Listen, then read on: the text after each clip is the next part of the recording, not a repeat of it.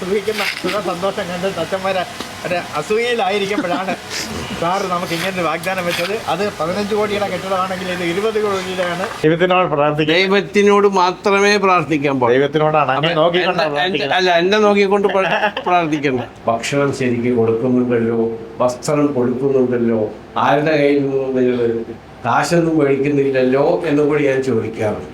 ഇപ്പം ഇന്ന് തർക്കല്ലിട്ടത് എൻ്റെ പിതാവിൻ്റെ പേരിൽ ഞാൻ പറഞ്ഞേ അതിലേലൊക്കെ ഉന്നതമായ ഒരു പിതാവിൻ്റെ പേരാണ് ഇവിടെയുള്ളത്. നമ്മുടെ രാഷ്ട്രപിതാവ് മഹാത്മാഗാന്ധിയുടെ പേരാണ് ഗാന്ധി ഭവൻ. അപ്പോൾ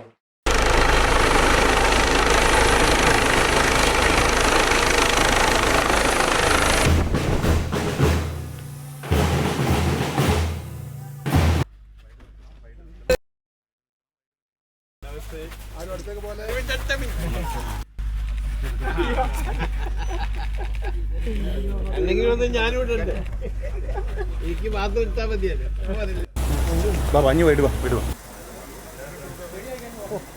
ആ 2-3-5 ആൾക്കാരെ നിയമപ്രകാരം എല്ലാ ക്ലിയറൻസുള്ള ആൾക്കാരെ ഇവിടെ ചേർത്താൻ പാടുള്ളൂ. സുഖിക്കുന്ന സന്തോഷം കണ്ട് അച്ഛന്മാരെ അസൂയയിലായിരിക്കുമ്പോഴാണ് സാറ് നമുക്ക് ഇങ്ങനെ വാഗ്ദാനം വെച്ചത്. അത് 15 കോടിയുടെ കെട്ടിടമാണെങ്കിൽ ഇത് 20 കോടിയിലാണ്. ഇതിനകത്ത് ഒത്തിരി സൗകര്യങ്ങൾ സാറ് വിഭാവന ചെയ്തിട്ടുണ്ട്. കല്ലിടട്ടെ. അഊദുബില്ലാഹി മിനശ് ശൈത്വാനിർ റജീം. ബിസ്മില്ലാഹിർ റഹ്മാനിർ റഹീം. പരമകാരുണ്യനായ കരുണാവാരിധിയായ ദൈവത്തിൻ്റെ തിരുനാമത്തിൽ ഞാനിതിടുന്നു.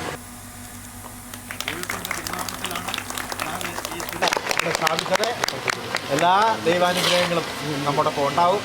ദൈവം നമ്മുടെ കൂടെ ഇതൊന്ന് പുള്ളിയിടട്ടെ. അല്ലല്ല, അപ്പോൾ കമത്തി വയ്ക്കുക. അല്ല എങ്ങനെ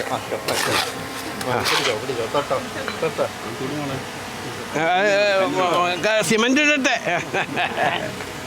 ആ ഇനി മോളൊന്ന് അമർത്തി അങ്ങോട്ട് വയ്ക്കാം. ഇനി ഒരു കല്ല്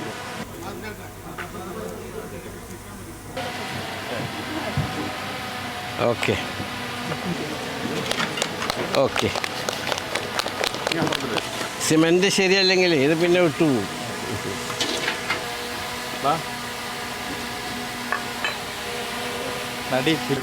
സ്വത്ത് വിഷയമാണ് മൂപ്പർക്ക്. സ്വത്തിന് വേണ്ടിയിട്ടാണ് ജയിലിൽ പോയത്. നന്ദും ബിജും വർക്ക് ചെയ്യുന്നത്, കോൺട്രാക്ടർമാർ കാശ് മേടിക്കുന്നത്. നരുമ്പാ ഹാരിസ് തമാശ പറഞ്ഞു. ബിജു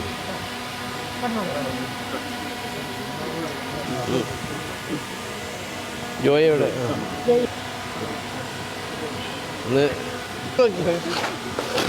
നിങ്ങളില്ലെങ്കിൽ ബിൽഡിംഗ് അവസാനിക്കില്ല. Okay sir.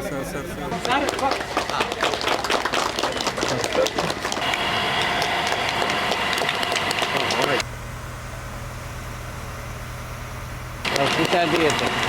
വാ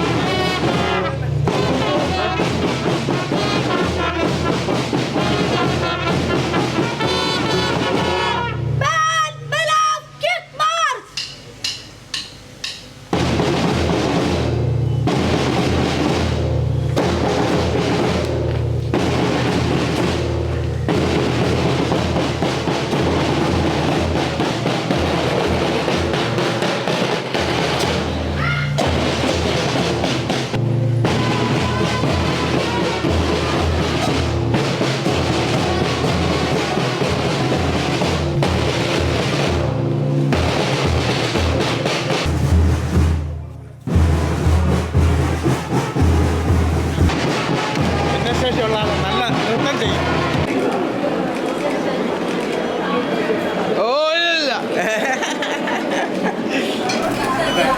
ഡാൻസ് പഠിപ്പിക്കുന്ന ടീച്ചറാണ്. കലാമണ്ഡലത്തിൽ പഠിച്ചതാണ്.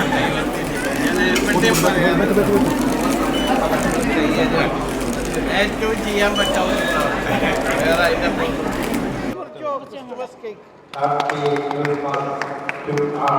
ബുദ്ധിമുട്ടി.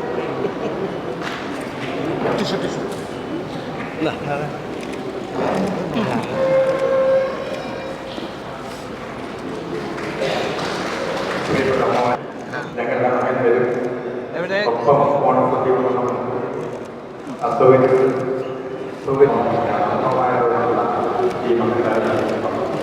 നമ്മുടെ അമ്മയുടെ പ്രിയപ്പെട്ട ഓരോ അമ്മമാരും 3 നേരം പ്രാർത്ഥിക്കുന്നത് അങ്ങനെ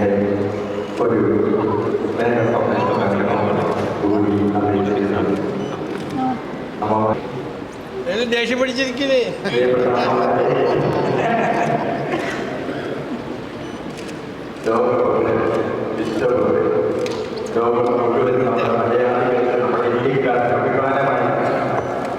ഏത് ഭരണത്തിലാണെങ്കിലും ഏത് സമയവും ഒന്നൂറ് സെക്കൻഡ് വേഗം പോകണം. എന്ത് പറ്റി? അല്ല, വൈഫ് സൂയിസൈഡ് ചെയ്ത് മോള് ഈ ഇടയ്ക്ക്. ഓഹോ, വലിയൊരു സങ്കടം സാറ്. അദ്ദേഹം TV കണ്ടുകൊണ്ടിരിക്കുമ്പോഴാണ് BSc നഴ്സിങ്ങിന് ചേർന്ന മോള് സൂയിസൈഡ് ചെയ്യുന്നത്. ആരും വന്ന് നോക്കണ്ട? ആരുമില്ല, എല്ലപ്പോഴും വരും. ഏറ്റവും വലിയ മതേതര 50-300 ആളുകൾക്ക് താമസിക്കാനുള്ള നല്ല ഒരു കെട്ടിടം. അതിൻ്റെ തറക്കല്ലിടൽ കുറച്ച് വൈകി ഞാൻ പറഞ്ഞേക്കാൾ, കാരണം അതിൻ്റെ ഡിസൈനും പെർമിഷനുമായി നമുക്ക് സമയം കൊടുക്കും. വൈകി അതെല്ലാം കഴിഞ്ഞ് ഇപ്പോൾ പൈലിംഗ് സ്റ്റാർട്ട് ചെയ്ത് തറക്കല്ലിനോട് കൂടി തന്നെ പൈലിംഗ് സ്റ്റാർട്ട് ചെയ്ത്. അപ്പോൾ ഉടനെ തന്നെ പണി ആരംഭിക്കുകയാണ് എന്ന് പറഞ്ഞു. ഞങ്ങളുടെ ചീഫ് എഞ്ചിനീയർ ബാബു വർഗീസ് ഇവിടെയുണ്ട്. ഞാൻ അദ്ദേഹത്തോട് ചോദിച്ചു, എത്ര കൊല്ലം കൊണ്ട് നമുക്ക് കൊടുക്കാൻ പറ്റും?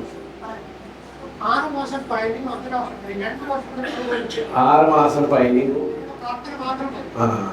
1.5 വർഷം, ഒട്ടാകെ 2 കൊല്ലം കൊണ്ട് നമുക്ക് കൊടുക്കാം എന്ന് വെച്ചിട്ട് ആൾക്കാർ നല്ല ബിൽഡിങ്ങിൽ വിചാരിച്ചിട്ട് അച്ഛന്മാരെയും അമ്മമാരെയും തള്ളിവിടുന്ന ഒരു പ്രവണത ഇപ്പൊ അത് കൂടുകയാണ്. ആയതുകൊണ്ട് എനിക്ക് സോമരാജൻ സാറിന് പറയാനുള്ളത്, നിങ്ങൾ വളരെ അർഹതപ്പെട്ടവരെ മാത്രമേ എടുക്കാൻ പാടുള്ളൂ. മക്കളില്ലാത്തവരെ, മക്കൾ തള്ളിവിടുന്നവരെ എടുക്കരുത്.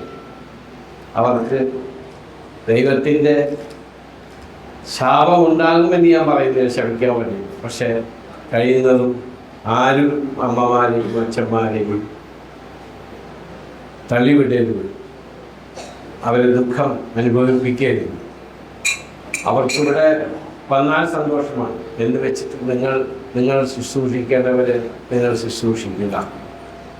ഞാൻ ഖുർആൻ പറയുന്നു, ഒബിൽ വാലിദൈനി ഇഹ്സാനാൻ, മാതാപിതാക്കളോട് കരുണ കാണിക്കുക, സ്നേഹം കാണിക്കുക, അവരെ ശുശ്രൂഷിക്കുക, അവരെ തള്ളിവിടാതിരിക്കുക എന്നൊക്കെയാണ് അതിൻ്റെ ഇൻ്റർപ്രിട്ടേഷൻ.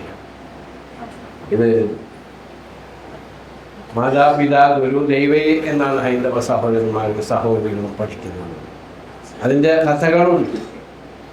ശ്രീരാമ ഭഗവാൻ വനവാസത്തിന് പോകാൻ കാരണം തൻ്റെ പിതാവിൻ്റെ വാക്ക് പാലിക്കുകയാണ്. ഒരുപാട് കേകയാം പുത്രിയാം അമ്മയ്ക്ക് മൽപിതാ 2 വരം കൊടുത്തിടിനാ.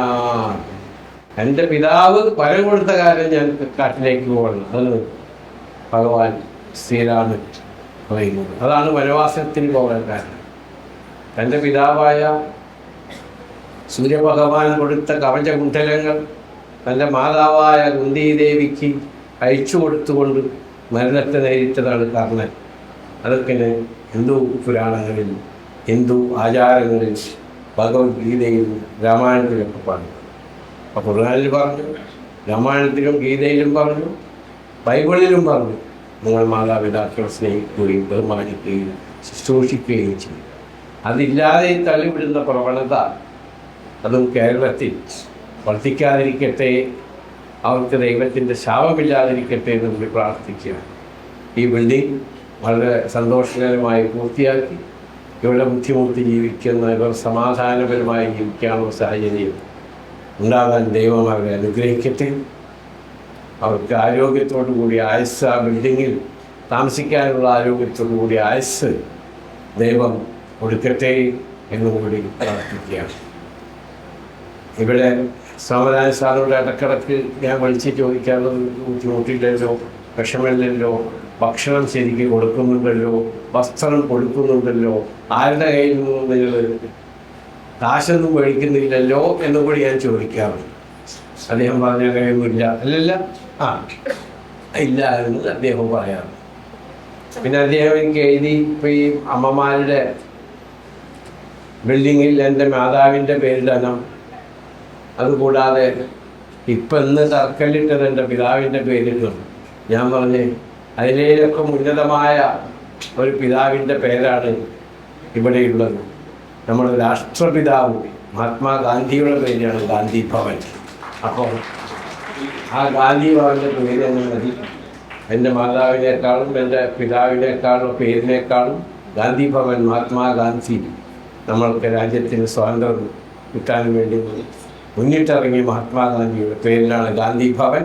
അപ്പോൾ Gandhi Bhavan four mail, Gandhi Bhavan four female, ആണുങ്ങൾക്കും പെണ്ണുങ്ങൾക്കും ഗാന്ധി ഭവൻ്റെ പേരിൽ തന്നെയാണ് നമ്മളത് ചെയ്യുന്നത്.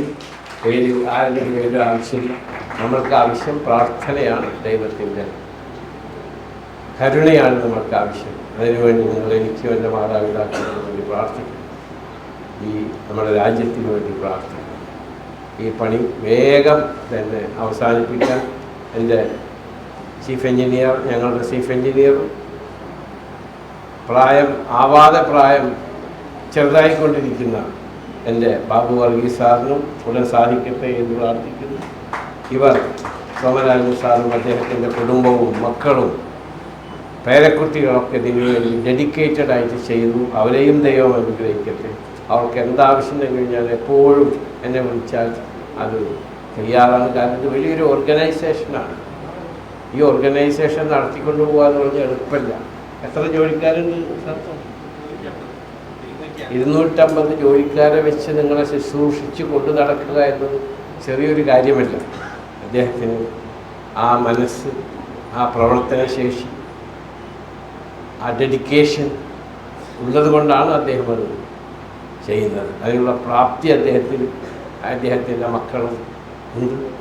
ഞാൻ എപ്പോഴും ചോദിക്കാറ്, ഈ കാര്യങ്ങളിലേക്ക് ഇറങ്ങിച്ചിരിക്കാൻ ഒന്നാമത് എനിക്ക് പ്രചോദനം നൽകിയത് അദ്ദേഹത്തിൻ്റെ മകനാണ്.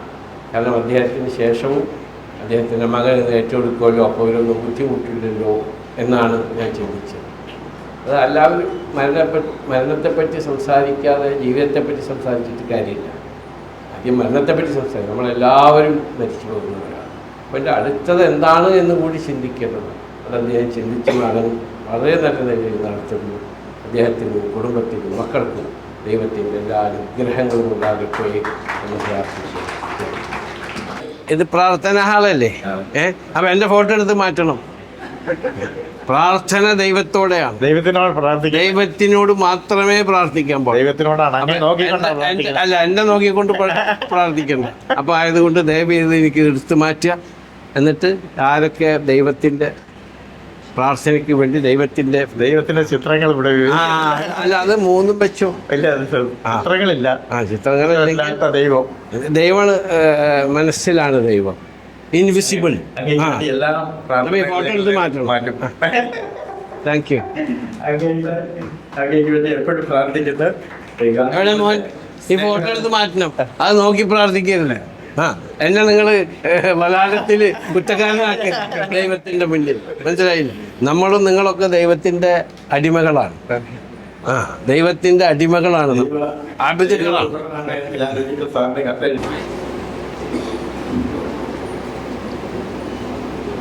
ഓക്കെ.